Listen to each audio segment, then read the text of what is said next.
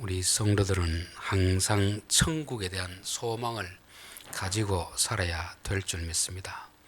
죽어서 가는 그 천국이 영원한 세상이요, 이 땅은 잠시 머물다 가는 그런 세상입니다. 그렇다고 해서 이 세상의 삶에 대해서 무관심하거나 무시해서는 안 됩니다. 성경은 계속해서 우리에게 하나님 나라가 임하게 하기를 기도하라고 했습니다. 그래서 우리는 두 가지 생각, 죽어서 가는 천국에 대한 소망을 품고 살아야 되지만, 그러나 또한 이 땅에 사는 동안은 이 땅에서 하나님의 통치가 이루어지는, 하나님 나라가 이루어지는 그런 삶을 살라고 요구하고 있습니다. 그래서 로마서 14장에 보면은 하나님 나라는 먹는 것과 마시는 것이 아니요 성령 안에 있는 의와 평강과 희락이라고 말씀했습니다.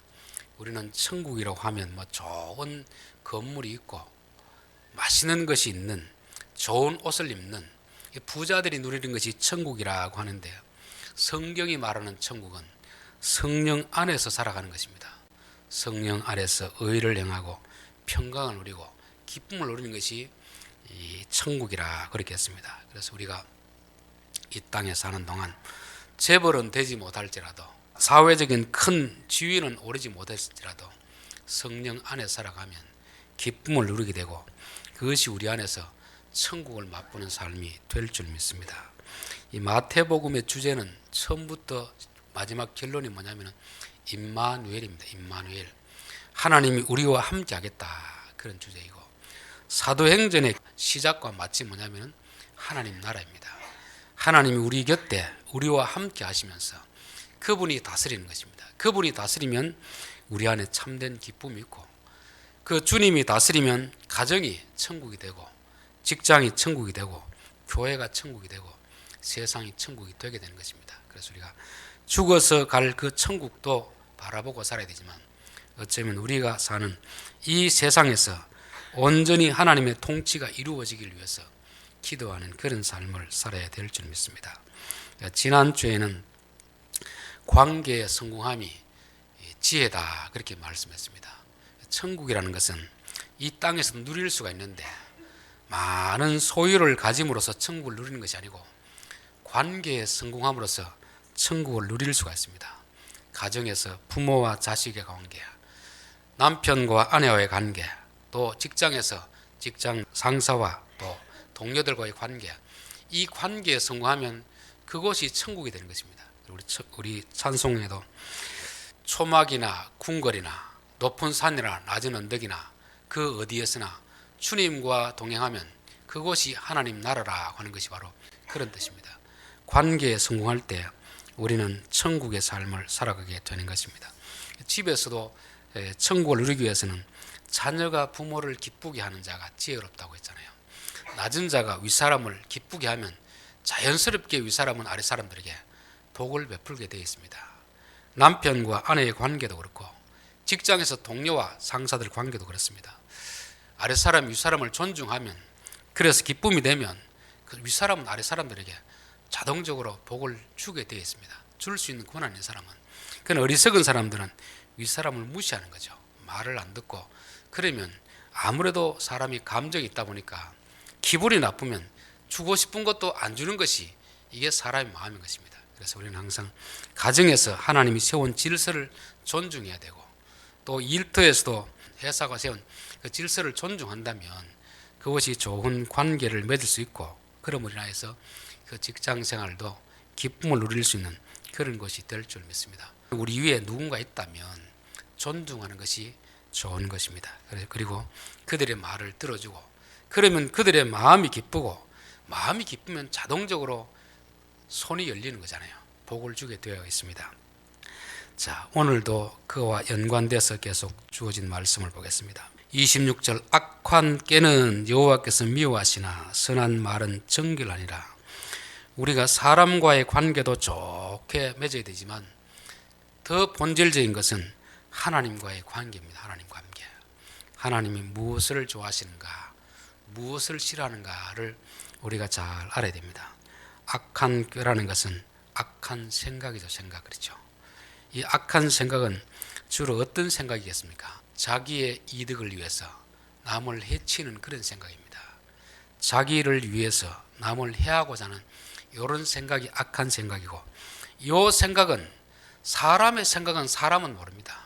옆에 부부가 있어도 지금 아내가 무슨 생각을 하고 있는지, 남편이 무슨 생각을 하고 있는지 모르지만 하나님은 사람의 생각까지도 다 알고 있는 것입니다. 아, 제가 지금 저런 생각을 하고 있구나, 저런 선한 생각을 하고 있구나, 저런 악한 생각을 하고 있구나.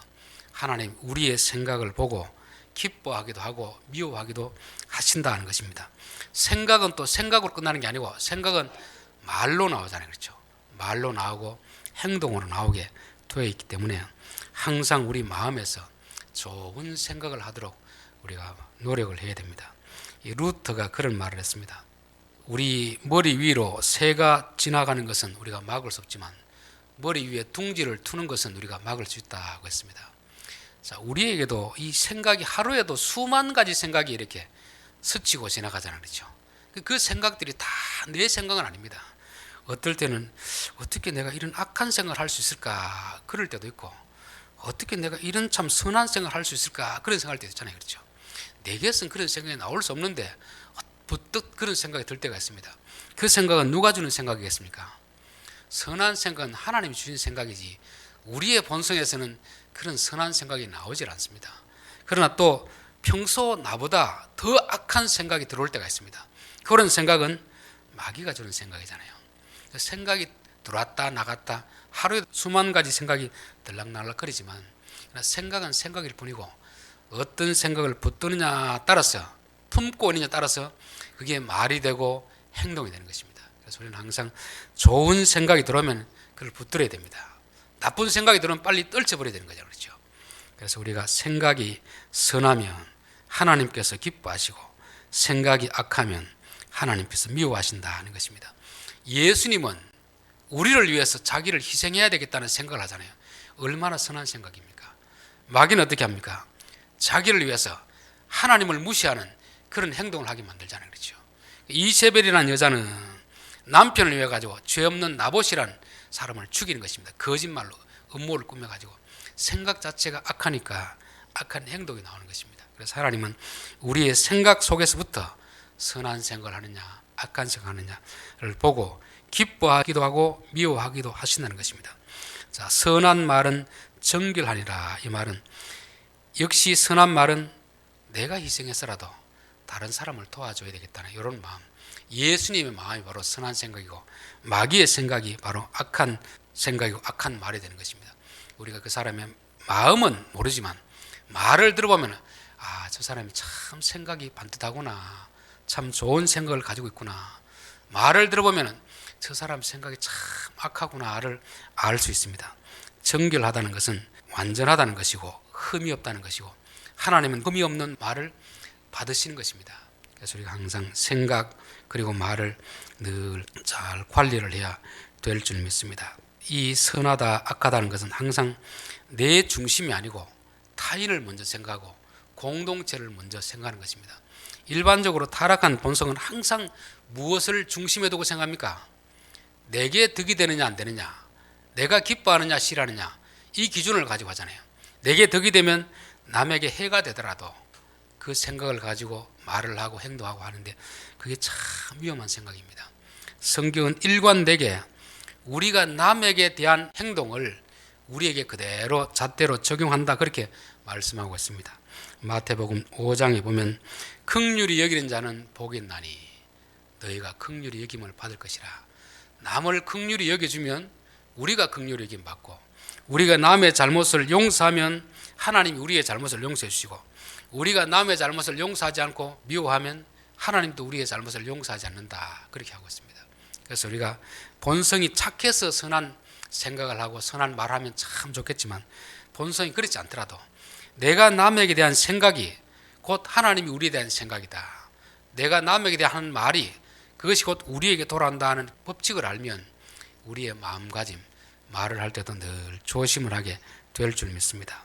마태복음 7장에 보면은 비판을 받지 아니하려거든 비판하지 말라. 너희가 비판하는 그 비판으로 너희가 비판을 받을 것이요, 너희가 헤아리는 그 헤아림으로 너희가 헤아림을 받을 것이니라. 남의 잘못에 대해서 철저히 법의 원칙을 따져가 꼬치꼬치 그렇게 자꾸 죄를 들추어내면 우리도 똑같은 기준을 가지고 하나님이 우리의 죄를 들추어내겠다는 것입니다. 남이 잘못할 때 허물을 덮어주면 우리가 잘못할 때도 허물을 덮어주지만 남의 잘못을 다 들추어내면 하나님도 우리의 잘못을 다 들추어낸다고 말씀하시기 때문에 우리가 남에 대해서는 항상 좋은 생각을 하고 좋은 말을 하려고 해야 될 줄 믿습니다. 자, 두 번째 27절입니다. 이익을 탐하는 자는 자기 집을 해롭게 하나 뇌물을 싫어하는 자는 살게 되느니라. 여기서 이익을 탐한다는 것은 단순히 그냥 장사하는 사람들이 이윤을 남기는 것을 말하지 않습니다. 사실 우리가 이윤을 남기지 않고 어떻게 장사할 수 있겠습니까? 일을 해도 항상 거기에 상하는 대가를 받고 일을 하는 거지 아무런 대가를 받지 않고 일해 줄 수는 없는 것입니다. 또 장사하는 사람들도 이윤을 남아야 장사하는 거지 이윤이 안 남는 장사를 어떻게 하겠습니까?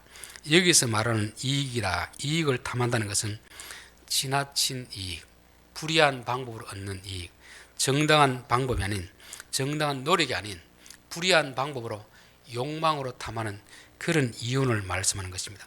그렇게 이익을 탐해서 얻으면 그게 자기에게 복이 되지 않고 자기에게 화가 된다는 것을 말씀하고 있습니다. 우리 이제 피자가 하나 있으면 8조각으로 쫙 나누잖아요. 그럼 집에서 내 식구가 4명 같으면 몇 조각씩 먹어야 되겠습니까? 2조각씩 먹으면 되잖아요. 근데 한 사람이 그냥 4조각을 먹으면 어떻게 되겠습니까? 누군가 한 사람은 못 먹게 되잖아요. 저는 세상도 똑같다고 생각하는 것입니다. 우리가 이렇게 우리에게 감당할 우리가 차지해야 될 몫이 있습니다. 몫. 근데 사람이 욕심을 내 가지고 다른 사람의 몫까지 다 챙겨버리면 누군가는 나의 욕심 때문에 굴고야 되는 거잖아요. 우리나라가 참 다른 나라에 비하면 참 잘 사는 나라입니다. 그런데 행복 지수를 따져보면 그리 높지 않습니다. 왜냐하면 전체적인 소득은 높은데 너무 소득이 불균형돼 있어. 불균형. 부자는 많고 또 가난한 사람은 많다 보니까 상대적 빈곤감에 느끼는 경우가 있습니다. 왜 그런 일이 벌어지겠습니까? 사람이 지나친 욕심 때문에 지나친 욕심 그렇죠. 정당한 노력을 해서 얻는 그런 소득이면 관계없는데 너무 욕심을 많이 가지다 보니까 불의한 방법으로 그렇게 많이 남의 몫까지 다 빼앗아서 가지게 된 것입니다. 그런데 그렇게 가지게 되면 그게 복이 되느냐 하면 복이 되지 않습니다. 그것 때문에 결국 자기에게 화가 되는 것입니다. 그래서 지나친 이익을 탐하는 것은 우리에게 복이 되지 않는다. 저는 한때 주기도문 보면서 좀 하나님이 너무 참 째째한 분이다 그렇게 생각했습니다. 일용할 양식을 구하라는 이런 기도, 우리가 한 끼 양식 매일매일 그런 양식을 가지고 만족이 됩니까 안 됩니까? 우리는 1년 양식을 통장에 두고도 만족을 못 하잖아요. 그러니까 10년 20년은 노후에 또 살 것을 위해가 계속 쌓아놓는 이 저축하는 게 잘못됐다는 게 아닙니다. 너무 욕심에 끌려 사는 그런 삶을 살기 때문에 하나님은 온 우주 만물의 주인이면서도 하루하루에 필요한 것을 구하라 하시는 것입니다. 그것은 하나님이 째째해서 그런 게 아니고 너희들 욕심의 노예가 되지 말아라. 욕심으로 구한 것은 그게 복이 되는 게 아니고 우리에게 오히려 무거운 짐이 되고 근심 걱정거리가 되기 때문에 하나님은 욕심을 따라 구하지 말라는 것입니다. 디모데전서 6장에 보면 자족하는 마음이 있으면 경건은 큰 이익이 되느니라. 우리가 세상에 아무것도 갖고 온 것이 없으며 또한 아무것도 가지고 가지 못하리니 우리가 먹을 것과 입을 것이 있은즉 족한 줄로 알 것이니라. 부하려 하는 자들은 시험과 올무와 여러 가지 어리석고 해로운 욕심에 떨어지나니 11절 오직 너 하나님의 사람아 이것들을 피하라. 세상 사람들은 끊임없이 욕망을 추구하며 살아갑니다. 필요한 것을 채우고도 만족하지 못하고 계속 필요하지 않는 것까지 계속 가지려고 하다 보니까 남의 몫까지 자기가 빼앗는 그런 결과가 되는 것이고 결국 가진 것 때문에 자기가 화를 당하는 경우가 참 많이 있습니다. 그래서 저는 누가 가장 부자일까? 삼성의 회장이 부자겠습니까? 자기가 가진 것에 만족하는 사람이 부자이겠습니까? 내가 가진 것에 만족하는 사람이 부자입니다. 그 사람이 마음의 부자입니다. 아무리 많이 가져도 만족하지 못하고 끊임없이 자꾸만 불의한 방법을 통해서라도 모으려고 하는 사람들은 가난한 사람입니다. 그리고 결국 그렇게 모은 재산들은 자기 가정에 복이 되지 못하고 화가 되는 것입니다. 그래서 30대에 이 유럽을 정복한 알렉산더가 30대에 죽게 됩니다. 그때 죽게 될 때 이 관에다가 죽으면서 유언을 뭐라고 했냐면 내 손을 관 밖으로 나오게 하라 그렇게 했습니다. 보통 손은 관 안에 다 넣잖아요. 아니 왜 그렇게 하겠습니까? 그러니까 사람이 내가 유럽을 다 통일해도 죽을 때는 아무것도 가지지 못한 빈손으로 돌아간다는 걸 좀 사람들에게 보여주고 싶다는 것입니다. 사람들은 내가 있는 동안에만 사용하고 죽을 때는 다 두고 가야 되는데 이걸 가지고 가는 줄 알고 그렇게 착각해가지고 그렇게 많이 가지려고 하는 것입니다. 우리도 이런 욕심에 빠질 수가 있습니다. 그래서 하나님, 우리가 이런 이익을 탐하는 자가 되지 않게 없어서 하나님이 내게 주신 것으로 만족할 수 있는 자가 되어야 그게 지혜로운 자가 되는 것입니다. 자, 세 번째 28절입니다. 의인의 마음은 대답할 말을 깊이 생각하여도 악인의 입은 악을 쏟느니라. 결국 말은 생각에서 나오는 거거든요. 말은 우리의 말이라는 것은 생각을 하고 말을 해야 되는데 악인은 생각 없이 말을 막 그냥 쏟아내는 것입니다. 항상 우리가 말을 할 때는 이 말을 하는 것이 내게 유익이 있는가, 듣는 사람의 유익이 있는가, 또 더 중요한 것은 이 말하는 것을 하나님이 기뻐하는 것이라는가. 적어도 요 정도 한 세 가지 정도만 하고 말하면 우리의 말에는 실수가 없을 것입니다. 그런데 우리는 너무 생각 없이 말할 때가 많이 있습니다. 또 너무 감정에 치우쳐서 말할 때가 많이 있습니다. 우리는 항상 훈련을 해야 됩니다. 저는 사도행전에 나오는 그 성령 강림 사건에서 가장 큰 교훈이 됐던 것은 성령이 말하게 하심을 따라서 말한다 이거든요. 이게 오늘날 그냥 방언이라는 말을 쓰고 있는데 그것은 오늘날 말하는 그 방언이 아닙니다. 성령이 그들 마음속에 임하니까 그들의 언어가 변화되는 것이잖아요. 자기가 배운 언어로 말하는 게 아니고 자기 감정을 하는 말이 아니고 성령이 마음에 주는 감동을 따라서 말하는 것이 오순절 가장 큰 특징입니다. 저는 이런 방언은 오늘 우리 시대에 우리 성도들이 꼭 받아야 될 은사라 그렇게 생각하는 것입니다. 그래서 항상 우리는 말을 할 때 훈련을 좀 해야 됩니다. 생각 없이 말하지 않기, 그리고 내 감정으로 말하지 않기, 마지막으로 뭐겠습니까? 성령의 감동을 따라서 말하는 이런 훈련을 늘 해야 될 줄 믿습니다. 자, 네 번째 29절, 여호와는 악인을 멀리 하시고 의인의 기도를 들으시느니라. 하나님은 악인을 멀리하고 의인의 기도를 듣는다는 것은 하나님은 악인의 기도는 듣지 아니하시고 의인의 기도는 듣는다, 그런 의미입니다. 자, 기도라는 것은 단순히 내 소원을 아뢰는 것이 아니고 하나님과 대화를 나누는 것입니다. 하나님 앞에 나가서 우리의 사정을 이야기하는 것입니다. 그런데 하나님은 누구의 기도를 듣느냐? 의인의 기도를 듣는다는 것입니다. 여기서 의인의 기도를 듣는다는 것은 하나님의 말씀을 듣는 자입니다. 하나님의 말씀을 듣는 자의 기도를 하나님이 들으시는 것이죠. 하나님의 말씀을 안 듣는 자, 이런 사람을 악인이라고 그러잖아요. 그런 사람의 말은 하나님도 듣지 않습니다. 말이라는 건 소리가 아니거든요. 한 사람의 생각에서 나오는 것이 말입니다. 그런 그 말을 들으면 상대방은 나를 존중하는 것입니다. 내 말을 안 들으면 상대방은 나를 무시하는 것입니다. 우리가 하나님을 무시하는데 하나님이 우리의 말을 들을 리가 없잖아요.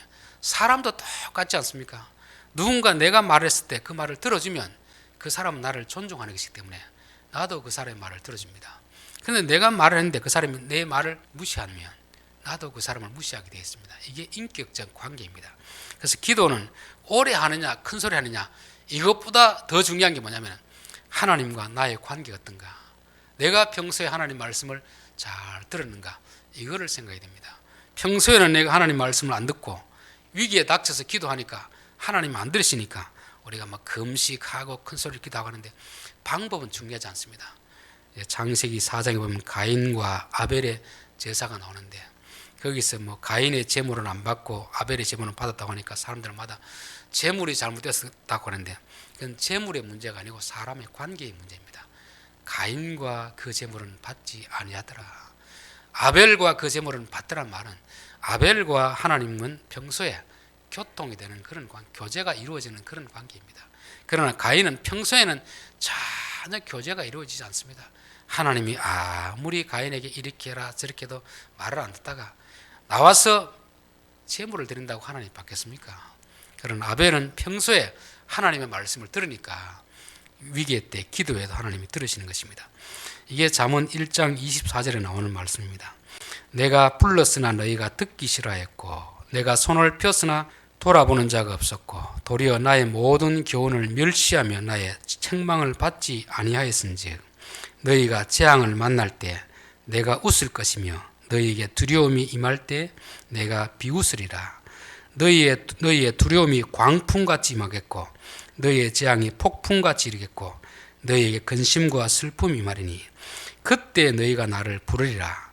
그래도 내가 대답하지 아니하겠고 부지런히 나를 찾으리라. 그래도 나를 만나지 못하리니 나의 교훈을 받지 아니하고 나의 모든 책망을 업신여겼습니다. 우리가 하나님의 말씀을 귀담아 듣고 하나님을 경외하면 하나님도 우리의 기도를 들으십니다. 그러나 우리가 평소에 하나님 말씀을 안 듣고 하나님을 무시하면 우리가 위기에 닥쳐 기도해도 하나님이 안 들으신다는 것이 하나님의 말씀입니다. 자, 30절 눈이 밝은 것은 마음을 기쁘게 하고 좋은 기별은 뼈를 윤택하게 하느니라. 눈이 밝다는 것은 뭐 시력이 좋다거나 눈이 초롱초롱하고 예쁘다는 그런 뜻이 아닙니다. 눈은 세상을 보는 도구잖아요. 도구. 그렇죠. 여러분, 눈이 있다고 해서 세상을 다 볼 수 있는 게 아니고 빛이 있어야 세상을 볼 수가 있습니다. 어둠 속에서는 이게 지금 강대상인지 마이크인지 구분이 안 되잖아요. 빛이 있으면 이게 강대상이구나, 이게 마이크구나 구분이 됩니다. 눈이 밝다는 것은 진리의 빛이 있는 사람이 있고 진리의 빛이 없는 사람이 있습니다. 저는 요즘 신문을 보면은 참 영적으로 혼탁한 시대다 그런 생각이 됩니다. 그 뉴스들 중에는 거짓된 뉴스들도 있고 진실된 뉴스들도 있습니다. 우리에게 진리의 빛이 있으면 이게 구분이 됩니다. 그렇지 않으면 구분이 안 됩니다. 진리와 거짓을 막 섞여 있으니까 구분이 안 돼가지고 온통 우리 마음에 괴로움으로 가득 찬 거죠. 진리의 빛이 있으면 요거는 거짓이구나, 요거는 진짜구나 알 수 있는 것입니다. 저는 이 신문에만 거짓 뉴스가 나오는 줄 알았더만 이 코로나가 우리 그때 왔을 때도 보니까 이 거짓 뉴스가 아포까지 쫙 확산이 됐습니다. 지동 교회에서 코로나가 시작돼 가지고 마을에 퍼뜨렸다, 이런 뉴스가 아포 시내에 쫙 퍼졌더라고요. 이걸 누가 만들어냈겠습니까? 악한 자들이 만들어내지 않았겠습니까? 이 마을에도 뻔한 사실, 아는 사실인데도 모르면 사람들이 다 누구를 탓하겠습니까? 저 교회 저 봐봐라, 모이지 말라고 할 때 모여가지고 결국 저렇게 되지 않느냐, 그렇게 하지만 진실을 알면 어떻게 되겠습니까? 그건 거짓말이다, 잘못된 말이다 알 수 있잖아요. 그래서 우리에게는 무엇보다도 분별력이 있어야 될 줄 믿습니다. 뉴스 들리는 소식 다 듣는 게 아니고 눈이 밝은 눈을 가지고 세상을 봐야 되고 하나님의 기준으로 보는 그런 것이 있어야 될 줄 믿습니다. 31절 생명의 경계를 듣는 귀는 지혜로운 자 가운데 있느니라. 생명의 경계라는 것은 생명의 훈계, 생명의 말씀입니다. 자, 눈도 밝아야 되지만 귀도 밝아야 되는 귀, 그렇죠. 듣는 것도 밝아야 됩니다. 듣는 것도 어떤 말씀이 생명의 말씀이고 어떤 말씀이 사망의 말씀이고 어떤 말은 살리는 말이고 어떤 말은 사람을 죽이는 말이잖아요. 회의를 해보면 압니다. 이 사람이 하는 발언이 상대방을 죽이려고 하는 말인지 상대방을 살리려고 하는 말인지 구분이 됩니다. 우리는 항상 살리는 그런 말을 해야 되고 죽이는 말을 하면 안 됩니다. 내게 있는 지위, 고난을 가지고 약한 사람을 도와주려는 그런 말을 해야지. 그런 말을 듣고 우리가 찬성을 해야지. 남을 해치고 빼앗는 그렇게 하는 말은 우리가 거부할 수 있어야 됩니다. 이 귀도 지혜로운 자만이 가질 수 있는 것입니다. 일반 어리석은 사람들은 분간이 안 되는 거죠. 그래서 마태복음 13장에 보면 귀 있는 자는 들으라. 귀 있는 자. 이 귀를 말하는 게 아니고 이게 지금 생명의 말씀인지 사망의 말씀인지 이를 분별할 수 있는 이 귀가 있어야 됩니다. 사람들과 이야기를 나누다가도 이 말은 하나님으로부터 나온 말씀이구나, 이 말은 마귀로부터 온 말이구나, 이 말은 선한 말이구나, 이 말은 악한 말이구나, 이거를 잘 분별할 수 있어야 됩니다. 그래서 왜 속담에도 길이 아니면 가지를 말고 말이 아니면 듣지를 말라고 했잖아요. 들리는 말 다 들어가 마음속에 담아두면 안 됩니다. 생명의 말은 듣고 우리 마음에 담아두고 죽이는 말은 안 듣고 그냥 다 한 귀로 듣고 한 귀로 버려야 될 줄 믿습니다. 32절 훈계 받기를 싫어하는 자는 자기의 영혼을 경히 여김이라. 훈계받기를 싫어하는 자. 훈계라는 건 어떤 사람이 잘못된 것을 고쳐주는 말이거든요. 근데 사람들은 누구나 다 마찬가지입니다. 나의 잘못을 들추어내고 이렇게 고쳐주는 말을 듣기를 싫어합니다. 그런데 내게 고쳐주는 그 말을 듣기 싫어하는 것은 자기를 무시하는 거지. 무시. 자기 존재 자체를 아주 가볍게 여기는 것입니다. 오히려 그 말을 받아들이는 사람이 자기를 귀히 여기는 그런 사람입니다. 왜냐하면 사람은 완벽한 사람이 없잖아요. 아무리 똑똑해도 그 사람의 생각에도 부족함이 있습니다. 박사라고 다 아는 게 아니잖아요. 전문가라고 다 알겠습니까? 보통 사람보다 조금 더 아는 것이고 다는 모릅니다. 전문가라고 해서 다 아는 게 아니기 때문에 누군가 조언을 해주면 아 그래 내가 저 부분은 몰랐구나 받아들이면 내 실력을 더 확장을 시킬 수 있잖아요. 그런데 내가 다 안다 나만 똑똑하다 생각하고 다른 사람 말 안 들으면 자기 우물한 개구리에서 그렇게 살아가는 것이고 결국 이게 자기를 위하는 게 아니고 자기를 해롭게 하는 것이다. 그렇게 말씀하고 있습니다. 자, 33절이 이 결론입니다. 여호와를 경외하는 것은 지혜의 훈계라. 겸손은 존귀의 앞잠이니라. 생명의 경계고 훈계고 이 모든 것은 한마디로 딱 따지면 여호와를 경외하는 것이다. 여호와를 경외하는 것이 지혜이고 여호와를 경외하는 것이 겸손이라는 것입니다. 그래서 우리가 항상 여러 가지 훈계를 들을 수 있지만 가장 핵심적인 훈계는 뭐겠습니까? 하나님을 좀 두려워해라. 하나님을 두려워할 때 우리가 죄를 안 짓습니다. 하나님을 두려워할 때 우리가 선을 행하게 됩니다. 하나님은 우리 행한 대로 갚아주시는 분이기 때문에 그렇잖아요. 저는 교회 안에 있는 분들 중에서도 참 말을 악하게 하는 분들이 있습니다. 그분은 정말 하나님을 두려워하는 것이 있는가 한 번쯤 생각해 보게 됩니다.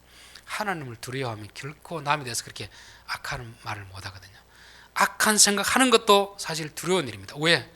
사람들은 말만 듣지만 하나님은 생각까지 다 보고 계시기 때문에 우리에게 악한 생각이 있으면 빨리 떨쳐내야 되고 하나님 우리가 늘 하나님을 두려워하게 하옵소서.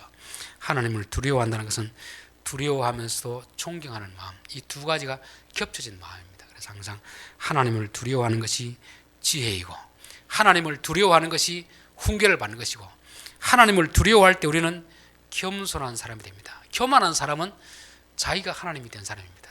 하나님처럼 행하는 사람입니다. 이게 참 어리석은 사람이잖아요. 그래서 저는 겸손하는 것이 지혜이다. 교만하는 것이 어리석음이다. 그렇게 믿습니다. 자, 결론입니다. 우리가 하나님과 좋은 관계를 맺으려고 하면 하나님이 무엇을 좋아하는가, 무엇을 싫어하는가를 잘 파악을 해야 됩니다. 하나님은 악한 생각, 악한 말을 싫어합니다. 특별히 남에 대해서 내 어떤 유익을 위해서 다른 사람을 해하고자 하는 생각, 해하고자 하는 말을 아주 싫어하십니다. 예수님의 생각은 뭡니까? 다른 사람을 구원하기 위해서 자기를 희생시키는 생각, 희생시키는 말, 자기를 희생하는 삶을 살았습니다. 예수님의 마음을 품으면 하나님이 기뻐하고 마귀의 마음을 품으면 하나님이 싫어하게 되는 것입니다. 이익을 탐하는 것은 결국 자기를 해롭게 하는 것이다. 욕심으로 사람이 얻은 것은 복이 되지 않고 결국 얻은 그것 때문에 화가 되는 것입니다. 여러분 우리는 항상 내가 정당한 노력으로 얻은 것에 만족해야지 정당하지 않고 불의한 방법으로 얻은 것은 항상 우리가 화가 될 수 있다. 뇌물도 뭡니까? 내가 정당하게 얻은 것이 아니잖아요. 얻어놓으면 그게 내 것이 된 것 같은데 내 것이 된 게 아니고 그것 때문에 우리를 불행한 길로 이끄는 것이기 때문에 항상 우리는 내게 주신 것으로 만족하는 이런 마음이 필요한 것입니다. 의인의 말, 악인의 말. 의인은 어떻게 합니까? 생각하고 말합니다. 악인은 생각 없이 말합니다. 우리가 말할 때 항상 이 말을 하는 것이 내게 유익이 될까? 듣는 상대방이 유익이 될까? 더 중요한 것은 하나님이 내가 이 말하는 것을 기뻐할까를 생각해야 됩니다. 그래서 우리는 생각 없이 말하는 것도 조심해야 되고 내 감정대로 욱하는 성격에서 하는 말도 조심해야 되고 항상 성령께서 주시는 생각을 따라서 말하는 이런 훈련을 해야 될 줄 믿습니다. 하나님은 악인의 기도는 듣지 않습니다. 의인의 기도를 듣습니다. 그 말은 내가 평소에 하나님을 존중하고 하나님의 말씀을 잘 들으면 내가 위기에 닥쳤을 때 하나님이 우리의 말씀을 듣지만 내가 평소에 하나님 말씀 안 들으면 우리가 위기에 닥쳐 기도해도 하나님은 안 듣는다고 그렇게 말씀하고 있습니다. 눈이 밝은 것은 마음의 기쁨이 됩니다. 그 말은 세상을 보는 시각이 밝아야 됩니다. 진리의 빛을 가지고 세상을 보느냐, 어둠 속에서 보느냐, 그 차이가 있는 것입니다. 귀도 밝은 귀가 있고 어두운 귀가 있습니다. 생명의 경계를 받을 수 있는 그 귀가 복된 귀입니다.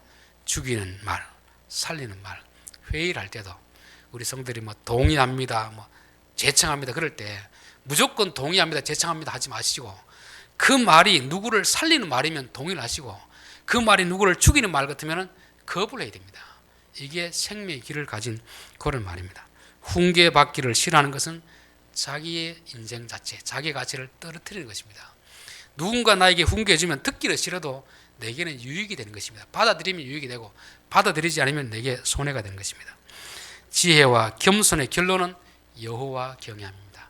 우리가 하나님을 두려워하면 하나님께서 지혜가 나오는 것입니다. 하나님을 두려워하면 겸손해질 수밖에 없는 거잖아요. 하나님을 무시하면 교만하게 되고, 하나님은 교만한 자는 그 어떤 사람이든지 물리치신다고 했습니다. 겸손한 자는 받아들이시고 교만한 자는 물리친다는 것이 성경의 처음부터 끝까지 하시는 그런 말씀입니다. 기도드리겠습니다.